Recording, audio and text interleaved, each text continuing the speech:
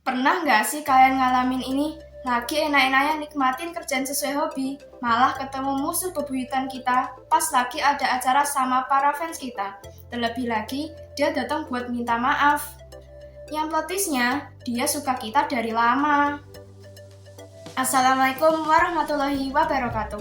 Halo semuanya, salam literasi. Saya Husna Alaya Zahira dari SMP Negeri 1 Pacitan ingin meresensikan buku novel Gendut Siapa Takut. Buku ini ditulis oleh Alira, diterbitkan oleh PT Gramedia Pustaka Utama tahun 2019 di Kota Jakarta. Buku ini memiliki ketebalan 320 halaman. Buku ini merupakan buku romantis yang diselingi dengan drama humoris, sehingga buku ini memiliki ciri khas alur cerita yang unik dan menarik. Buku ini menceritakan tentang kisah seorang penulis novel yang masih lajang selama 5 tahun, lalu tidak sengaja bertemu musuhnya saat meet and greet dengan para pembaca novelnya. Buku ini mengajarkan kita tentang bagaimana cara menjadi penulis dan cara menghadapi haters. Selain itu juga mengajari kita tentang arti cinta sebenarnya lewat anonim dan kalimat-kalimat tersirat di tulisannya. Kisah antara penulis, adiknya, serta musuhnya pun begitu unik. Dari adiknya yang manja dan suka menjahili kakaknya, serta musuhnya yang masih suka menjahili meskipun sudah minta maaf. Meskipun begitu, mereka masih tetap akrab, walau musuhnya sempat renggang pertemanannya dengan penulis. Para pembaca pasti akan terhibur dengan kisah unik mereka. Kisah ini dimulai dari seorang penulis bernama Moza Abrodat yang sedang meluncurkan novel ketiganya. Di waktu yang berbeda, Moza sedang ada acara meet and greet dengan para pembaca. Pada acara tersebut, ternyata Moza bertemu musuh bebuyutannya sekaligus teman masa kecilnya yang dulu suka mengejeknya sebagai gemuk seperti si Pomo lewat di jalan tol.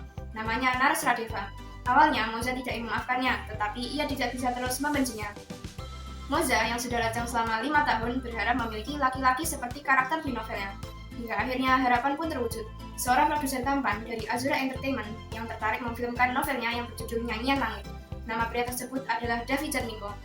Moza rela diet mati-matian untuk mendapat perhatian dari Davi, namun ternyata perhatian justru didapatkan dari Nares. Nares senang dengan kehadiran Moza dalam hidupnya. Jika dia tidak hadir di hidupnya, sudah pasti ibunya akan tetap dalam keadaan masalah kejiwaan. Moza saat menyayangi ibu Nares. Lambat laun, ia mulai tertarik dengan Nares. Mereka saling mengungkapkan perasaan dan mulai menjalin hubungan. Hingga akhirnya mereka hidup bahagia dengan karunia dari Tuhan yang memberikan mereka satu anak. Buku ini memiliki tema tentang cinta tidak harus tentang fisik, tapi lewat sikap dan kebaikan. Karena dalam kisah ini, cinta paling bahagia bukan tentang fisiknya, tapi tentang seberapa sayang dan nyaman dengan pasangannya. Karakter di buku ini dibuat begitu realistis dengan keadaan, serta digambarkan dengan hidup. Adik Moza yang digambarkan manja, nakal, playboy, serta selalu menunjukkan rasa kasih sayang yang memiliki ciri khas tidak biasa. Moza yang digambarkan sebagai karakter yang percaya diri dan tidak mudah termakan oleh omongan orang-orang. Cerita ini memiliki alur cerita campuran yang menampilkan kilas balik, yaitu tentang masa lalu Moza yang sering diajak teman-temannya karena angka berat badan yang tinggi. Cerita ini menggunakan sudut pandang orang ketiga. Dalam ceritanya juga disisipkan jokes untuk menghibur pembaca, sehingga alur tersebut memiliki ciri khas unik dan menarik. Gaya bahasa yang digunakan sangat ringan dan santai. Cara bicara para tokoh saat menunjukkan sifat tokoh masing-masing. Emosi yang dituliskan saat menggambarkan suasana dan keadaan. Setting pada cerita ini berada di kota Jakarta.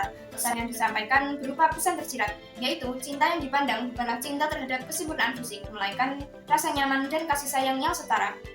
Konsep pada cerita ini dibuat cukup detail dan kreatif. Bahasa yang digunakan sangat mudah dipahami pembaca.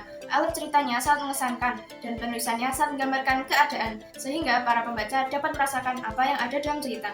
Cover buku digambarkan simpel tetapi memikat. Terdapat juga kalimat-kalimat yang memberikan wawasan serta nasihat-nasihat yang menginspirasi pembaca.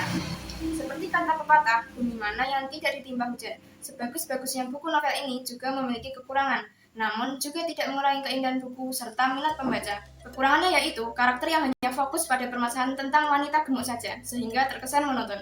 Pengarang dapat mengembangkan permasalahan pada masing-masing karakter, sehingga karakter pendukung juga memiliki panggung kisah masing-masing. Buku fiksi dengan genre romantis dan komedi ini sangat menarik untuk dibaca. Kisah Moza dan Nares yang lucu sekaligus romantis membuat para pembaca pasti tersenyum manis. Tingkah laku mereka juga membuat pembaca jadi merasa malu, karena penulisan dan penggambaran karakter yang realistis. Buku ini tidak bisa jika hanya dibaca, tapi juga harus dimiliki untuk anak remaja sampai orang dewasa, terutama untuk seseorang yang menyukai genre romantis tetapi terdapat komedi. Karena buku ini akan sering membuat pembaca tertawa, apalagi endingnya bahagia. Demikian dari isi resensi saya. Sekian, terima kasih. Wassalamualaikum warahmatullahi wabarakatuh.